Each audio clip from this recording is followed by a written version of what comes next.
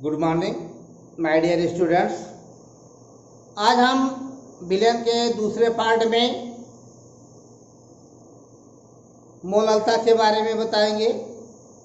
मोललता, नॉर्मलता, फॉर्मलता, इन सब के बारे में बताएंगे। पहले पार्ट में बताया था मोललता के बारे में, विलयन के बारे में, विलायक क्या है, विलेय क्या है और उन संकेतों के बारे में कुछ।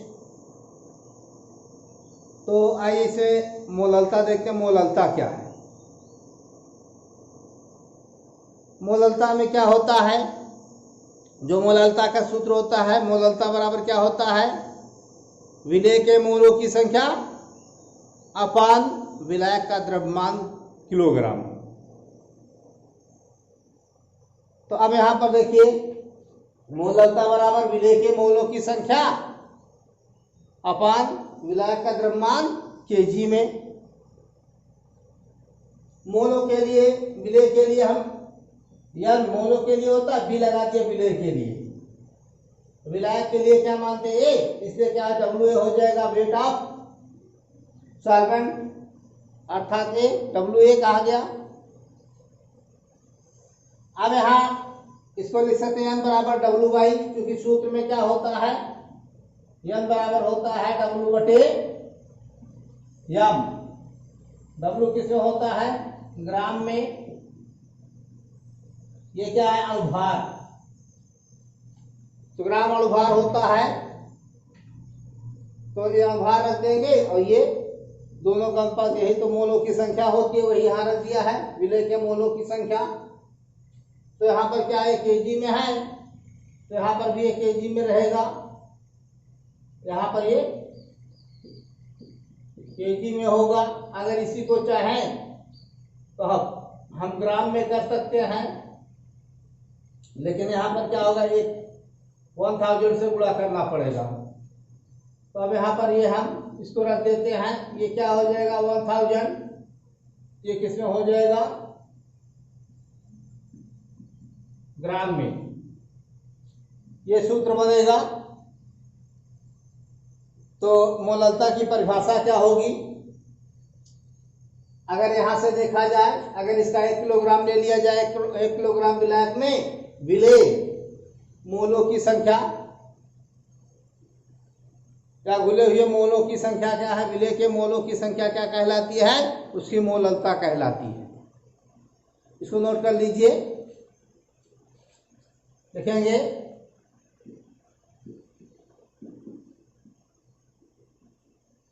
विलायक के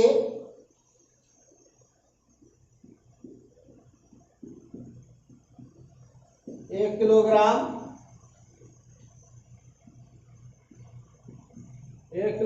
द्रव्यमान में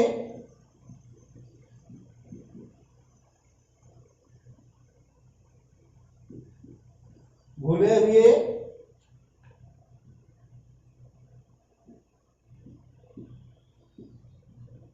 विलेय के मोलों की संख्या, घुले हुए विलेय के मोलों की संख्या विलयन की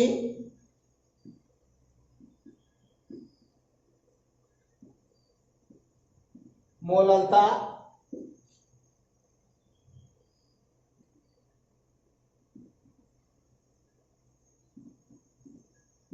विलयन की मोललता कहलाती है।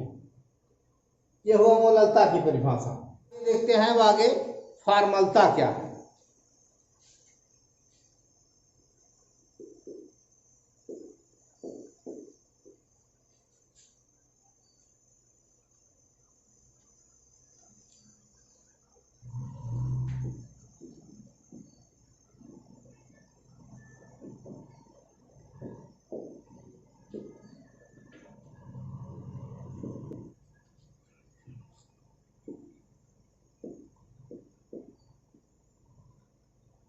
फॉर्मलता बराबर क्या होता है?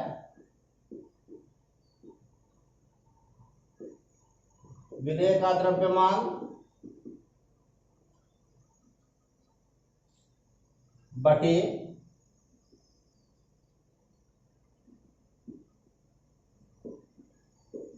विलेय का सूत्र द्रव्यमान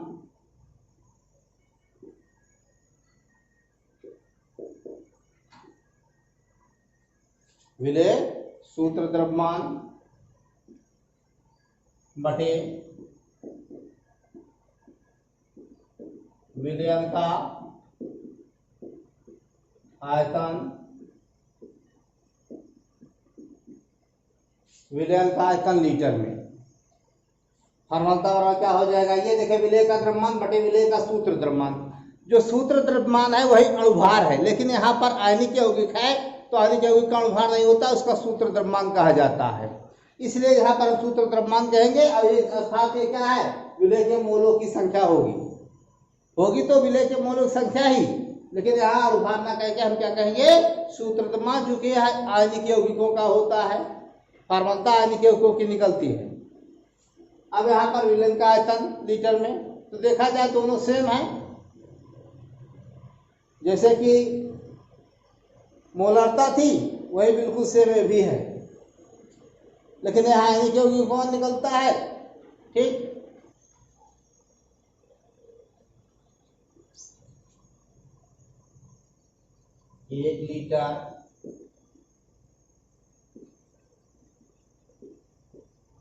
एक लीटर विलयन में उपस्थित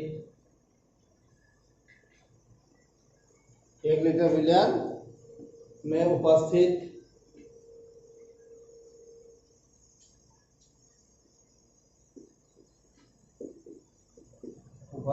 आयनिक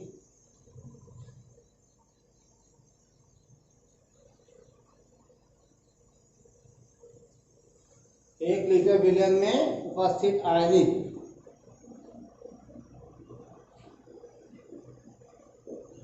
विलेय का ग्राम फार्मूला द्रव्यमान, ग्राम फार्मूला द्रव्यमान विलयन की फार्मलता कहलाती है। विलयन की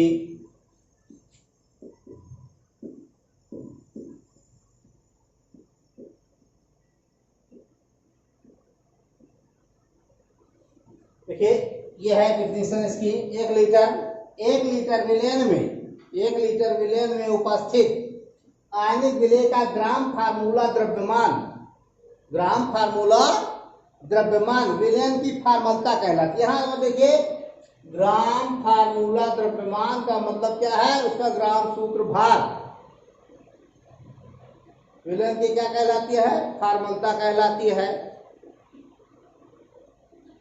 अब यहां पर देखेंगे, इसके बाद नॉर्मलता क्या आएगा, नॉर्मलता।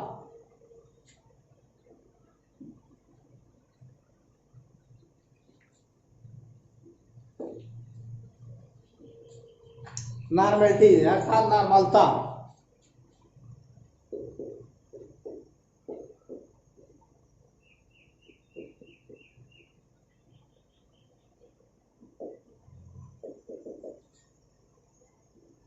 देखिए, नॉर्मलता में क्या होता है,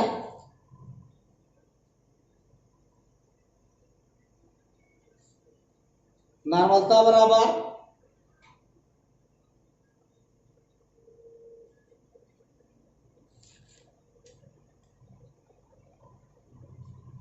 देखिए, नॉर्मलता को एल से प्रदर्शित करते हैं, कैपिटल एल से।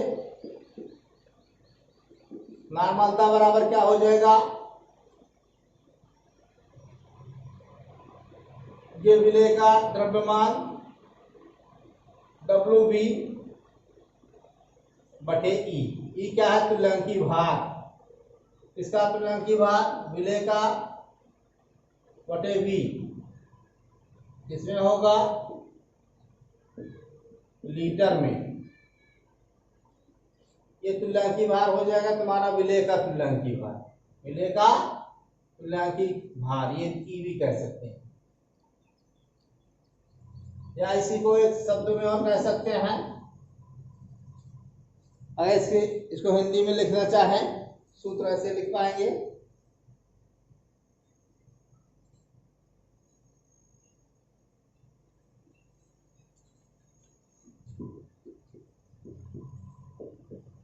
विलेय का ग्राम तुल्यांकी भार बटे विलयन का आयतन लीटर, विलयन का आयतन लीटर में 60 में ऐसे लिख दिया, लिखा तुल्यांकी भार डब्ल्यू बटे ई होता है। अब यहाँ बताना पड़ेगा तुल्यांकी भार क्या, पहले इसकी परिभाषा देख लें। अगर यहाँ पर क्या करें, 1 लीटर ले जाए तो विलेय के ग्राम तुल्यांकी भार के बराबर होगा। अगर इसको एक कर दें तो क्या होगा, नॉर्मलता बराबर विलेय का ग्राम तुल्यांकी भार, अर्थात 1 लीटर विलेय में घुले हुए विलेय का ग्राम तुल्यांकी भार उसकी क्या कहलाता है, नॉर्मलता कहलाता है। तो ऐसे लिखेंगे, इसकी डिफिनीशन हो जाएगी 1 लीटर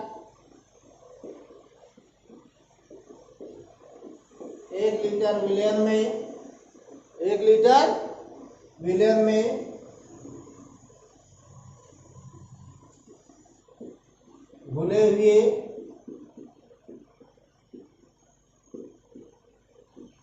विलेय का ग्राम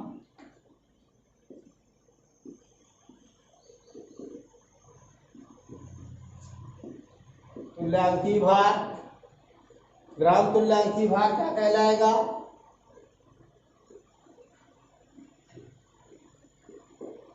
विलयन की नॉर्मलता विलयन की नॉर्मलता कहलाती है। ये हो जाएगा। यहाँ लीटर में अगर चाहे एमएल में अगर रखेंगे तो यहाँ पूरे मल्टीप्लिकेशन में 1000 करना पड़ेगा, या इसको लीटर में बदल कर आयतन रखेंगे, एमएल में रहेगा तो ये हुआ नॉर्मलता का फार्मूला। लेकिन हम नॉर्मलता में सबसे पहली बात तो तुल्यांकी भार हमको जानना पड़ेगा। ये क्या है, ये तुल्यांकी भार क्या है, तो तुल्यांकी भार के लिए हमको थोड़ा से पीछे चलना पड़ेगा, थोड़ा से ज्यादा बताना पड़ेगा। अणुभार तो जानते हो, हमने पिछले टर्म में ही बता दिया था। आइए तुल्यांकी भार देख लेते हैं, तब आगे हम बढ़ेंगे, नहीं तो न्यूमेरिकल नहीं हल हो पाएंगे तुल्यांकी भार अगर नहीं जानेंगे तो कुछ तुल्यांकी भार निकालने के हम तरीके बता देते हैं कि तुल्यांकी भार कैसे निकाला जाएगा। ठीक, तो आइए तुल्यांकी भार ज्ञात करने के पहले क्या है, फर्स्ट तुल्यांकी भार कैसे निकालेंगे। जैसे तुल्यांकी भार क्या कहते हैं, इक्विवेलेंट वेट, तत्व का तुल्यांकी भार, तत्व का तुल्यांकी भार, इसको ई कह सकते हैं।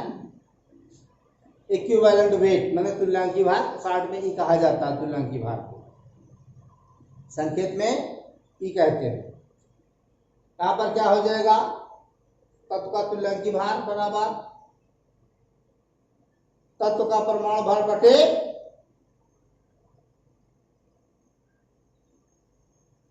तत्व की संयोजकता, या परमाणु भार बटे संयोजकता कह देते हैं। परमाणु भार को ए से लिखा जाता है, परमाणु भार को ए से, अपरमाणु क्रमांक को जेड से रिप्रेजेंट करते हैं, जानते हैं ये बात, बटे संयोजकता अर्थात वैलेंसी। क्या होगा, वैलेंसी। इतना हो जाएगा। एक आध एग्जाम्पल देख लेते हैं इसमें का, जैसे एग्जाम्पल ले लीजिए, मैग्नीशियम का तुल्यांकी भार, तो बड़ा नहीं लिखे मैग्नीशियम का तुल्यांकी भार, तो उसके स्थान पे हम जी ऐसे लिख दें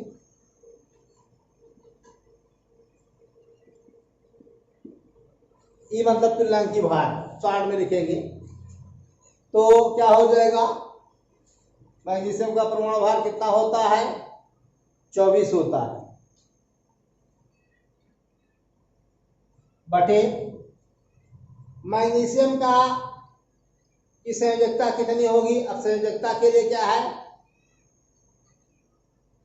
देखिए संयोजकता कैसे निकालेंगे, किसी भी परमाणु की इसका इलेक्ट्रॉनिक विन्यास करते हैं तो अगर बाहरी कोश में एक इलेक्ट्रॉन है तो उसकी संयोजकता एक हुई, 2 इलेक्ट्रॉन है तो 2 हुई, 3 हुआ तो 3 हुई, 4 पर 4 हुई, यदि 5 हो जाता है तो उसकी संयोजकता क्या होगी, 8 में से 5 घटाने पर प्राप्त हो जाती है, यानी 8 में से 5 घटाएंगे तो 3 मिलेगा। तो आइए देखें इसमें मैग्नीशियम कितना है, मैग्नीशियम का परमाणु क्रमांक 12 होता है। मैग्नीशियम का परमाणु क्रमांक कितना है Mg12, इसका इलेक्ट्रॉनिक विन्यास का 2 8 2, ये हुआ, इसकी संयोजकता कितनी हुई 2, यहां 2 रख देंगे, 2 से काट देंगे, मैग्नीशियम का तुल्यांकी भार कितना हुआ 12। इसी प्रकार से उसका परमाणु भार बटे संयोजकता, संयोजकता और वैलेंसी रख देंगे तो हमारा एक तुल्यांकी भार निकल आएगा, तत्व का तुल्यांकी भार अगर निकालना है तो। आइए दूसरे नंबर पर चलते हैं।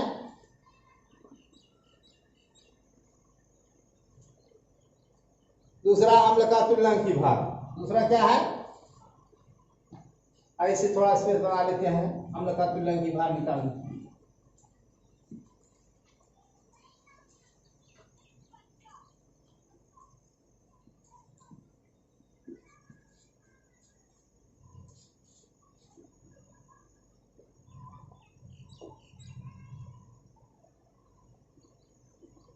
अम्ल का तुल्यांकी भार,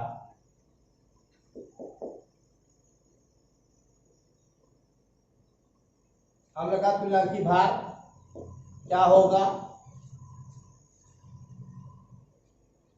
अम्ल का अणुभार बटे अम्ल की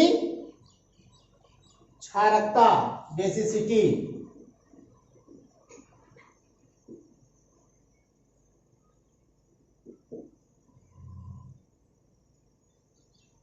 बटे क्षारकता लिख दीजिए बेसिसिटी, अम्ल का अणुभार बटे अम्ल की क्षारकता, वही क्षारकता बेसिसिटी कहा जाता है। अब ये क्या है, मैं अम्ल का अणुभार तो निकालना जानते हैं, अणुभार तो सब लोग निकाल लेंगे, लेकिन क्षारकता कैसे निकालेंगे। क्षारकता क्या होता है, किसी अम्ल में विस्थापनीय हाइड्रोजन परमाणुओं की संख्या को क्या कहते हैं, अम्ल की क्षारकता कहलाती है। तो आइए देखते हैं कि हम क्षारकता कैसे समझते हैं। जैसे यहां यह Cl है, यह सिंगल बॉन्ड Cl, तो क्या हो जाएगा, विस्थापनीय हाइड्रोजन एक है, इसमें अम्ल की क्षारकता कितनी हुई, एक हुई, H2SO4, इसमें क्या होगा, अब इसे विस्थापनीय हाइड्रोजन कितना होगा, 2, कितना होगा 2 होगा, क्यों, आइए देखते हैं। सल्फर है, इसकी संरचना देखिए क्या है, ऑक्सीजन हाइड्रोजन, ऑक्सीजन हाइड्रोजन, एक यहां से एक हाइड्रोजन नहीं निकलेगा, एक हाइड्रोजन नहीं निकल जाएगा, कितने विस्थापनीय हाइड्रोजन है 2 है, यानी इसकी क्षारकता कितनी हुई 2 हुई। इसी प्रकार से जैसे यह 3PO4, इसके विस्थापनीय हाइड्रोजन की संख्या कितनी है 3 है, विस्थापनीय हाइड्रोजन की संख्या कितनी है 3 है। अब कैसे, इसकी संरचना में देखिए, इसकी संरचना क्या होगी,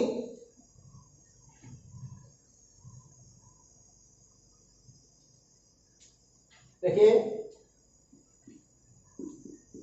यह है ऑक्सीजन जुड़ा हुआ है ऐसे,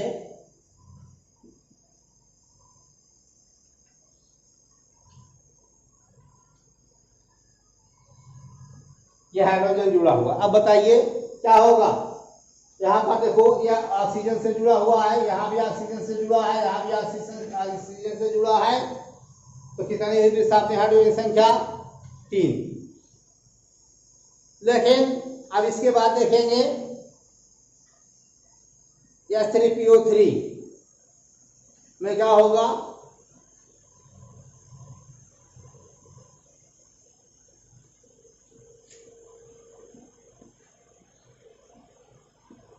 H3PO3 में क्या होगा, इसकी संरचना क्या होगी। यहां पर P हो गया, डबल बॉन्ड O हो गया। अब देखिए हाइड्रोजन 3 है, कैसे जुड़ा होगा, देखिए ये O H O H, यहाँ H। अब देखिए यहाँ P से, ये तो डायरेक्ट P से जुड़ा है तो विस्थापित नहीं होगा, यहाँ पर O से जुड़ा है, ये वाला विस्थापित होगा, ये विस्थापित हो गया, ये विस्थापित होगा, अर्थात इसमें विस्थापित हाइड्रोजन की संख्या कितनी हुई, 2। ये विस्थापित हाइड्रोजन की संख्या है। अब इसमें जिसका अनुभार निकालना होगा वो तुल्यांकी भार निकालना, जैसे H2SO4 का तुल्यांकी भार एग्जाम्पल ले लेते हैं, कोई भी ले सकते हैं, जैसे H2SO4 का तुल्यांकी भार तो क्या हो जाएगा, अम्ल का अणुभार। अणुभार कैसे निकालेंगे, देखिए ये जानते हैं हाइड्रोजन का एक परमाणु भार होता है, 2 से गुणा हो जाएगा तो 2 का नाम 2। सल्फर कितना होता है, 32। ऑक्सीजन 16 होता है, 4 परमाणु है, 16 चौको 64 but upon 2 plus 32, 2 plus 32 plus 64, ठीक है ना, अपान।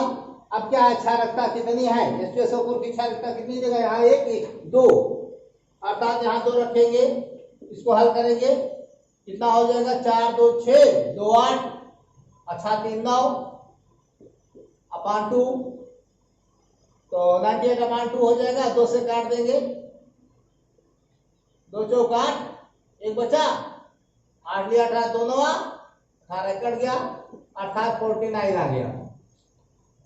यह तुम्हारा अम्ल का तुल्यांकी भार हो गया।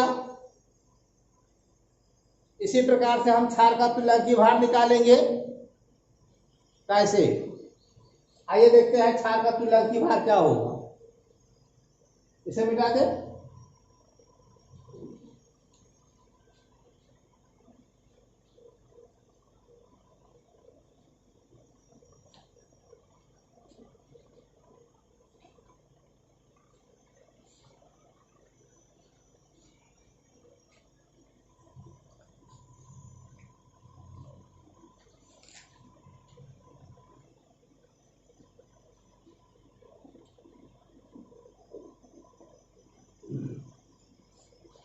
ठीक है। इसका तीसरा नंबर है, तत्व हो गया, अम्ल हो गया, क्षार का तुल्यांकी भार। तो यहां पर लिखेंगे क्षार का अणुभार बटे अम्लता, एसिडिटी।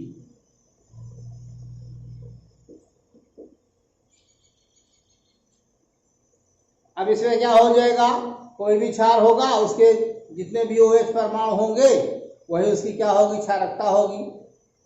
अब उसको हम निकाल लेंगे इस सूत्र से, क्षार का तुल्यांकी भार निकाल, जैसे एक एग्जाम्पल देख सकते हैं, ये क्षार है CaOH ट्वाइस, कैल्शियम हाइड्रोक्साइड, ये क्या है, क्षार है का ई मतलब तुल्यांकी भार क्या हो जाएगा, इसका अनुभार निकालेंगे, कैल्शियम होता है 40, कार्बन होता है, कार्बन नहीं है ये, ऑक्सीजन ऑक्सीजन 16, हाइड्रोजन 17 और दूनी 34। अब अपान कितने हुए? अच्छा इसमें 2 है तो 2 से भाग दे दिया, क्या हुआ? 74, पहले 3 70 74, 2 से भाग दे देंगे, 2 3 4, 2 7 14, 37 हुआ। ये CaOH इसका क्या हुआ? तुल्यांकी भार हो गया। इसी प्रकार हम सभी क्षारों का हम तुल्यांकी भार निकाल सकते हैं, क्षार की अम्लता पता हो। ठीक, अब इसके बाद आएंगे लास्ट में लवण का तुल्यांकी भार।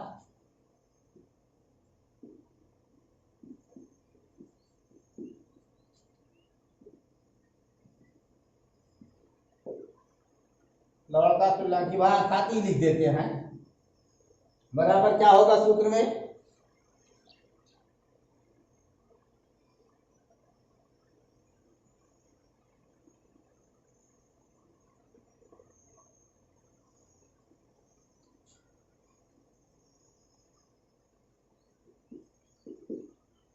लवण का सूत्र भार बटे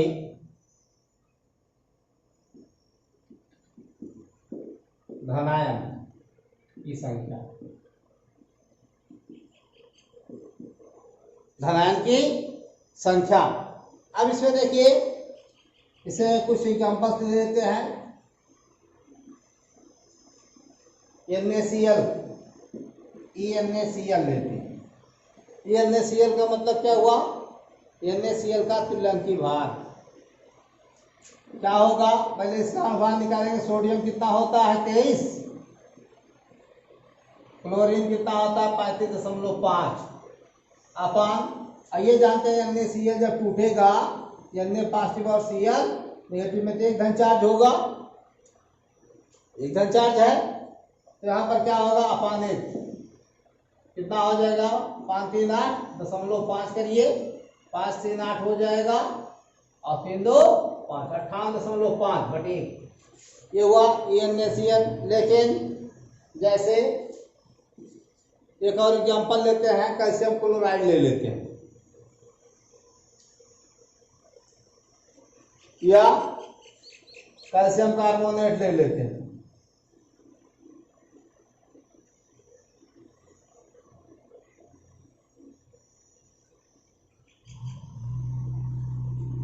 कैल्शियम कार्बोनेट लेते हैं, क्या होगा?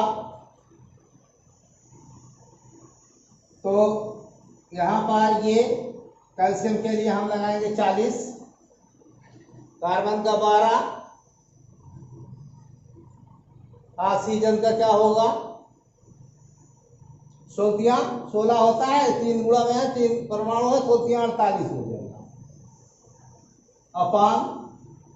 अब इसके कितने धनायन होंगे? धन चार्ज होंगे। तो यहाँ पर देखो, इसको तोड़ेंगे तो Ca डबल पॉजिटिव आएगा और CO3 डबल नेगेटिव, तो ये 2 धन चार्ज है, अर्थात क्या हो जाएगा? 2। इसको हल कर लेंगे, 48 8 2 10, 0 4 1 5 4 9 1, अर्थात अपान 2 हो गया, भाग दे देंगे।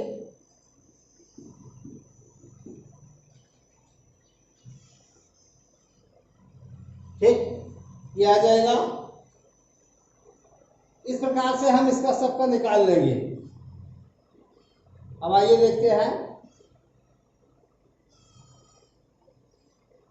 अब ये तुल्यांकी भार का काम निकालना समाप्त हुआ। इन सब का प्रयोग करके हम आगे इनके न्यूमेरिकल्स भी करेंगे, इसमें ये आएंगे, इसलिए थोड़ा सा इनके बारे में हमने बता दिया। ठीक है, अब अगले वीडियो में मिलेंगे। थैंक्स।